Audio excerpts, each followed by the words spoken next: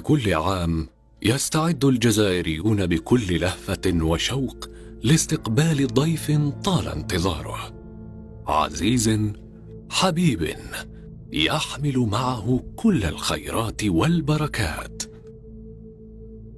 إنه شهر رمضان، شهر العبادة والإحسان.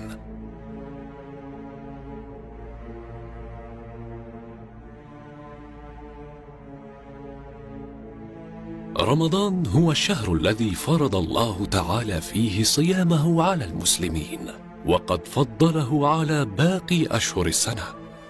تحديدا هنا في الجزائر وقبيل وصول هذا الزائر الكريم، ترى العائلات الجزائرية قد همت في التحضير الجدي على قدم وساق، حيث تتزين الشوارع وتكتسي حللا جديدة، وتنطلق مبادرات لتنظيف بيوت الله لخلق فضاء روحاني يتناسب وعظمة هذا الشهر الفضيل، مما يقوي أواصر الترابط والتلاحم.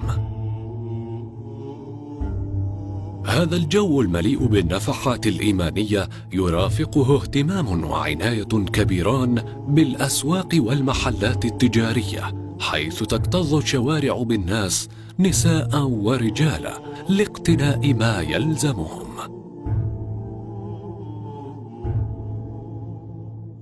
ها قد حل رمضان، القلوب انشرحت والنفوس أزهرت، والهمم مشحوذة من أجل اغتنامه في التقرب إلى الله تعالى وزيادة رصيد العمل الصالح.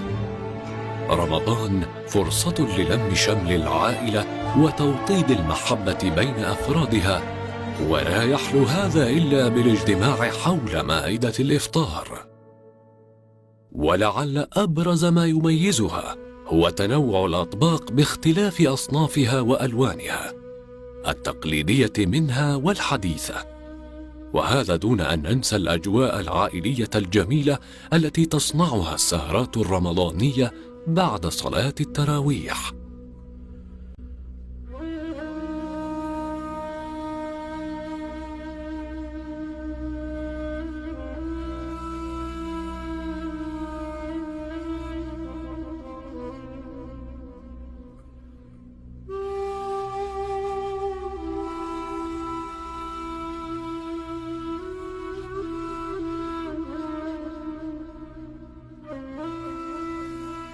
ويبقى رمضان شهرا للطاعات والعبادات ورحلة إيمانية كفيلة بتغييرنا نحو الأفضل.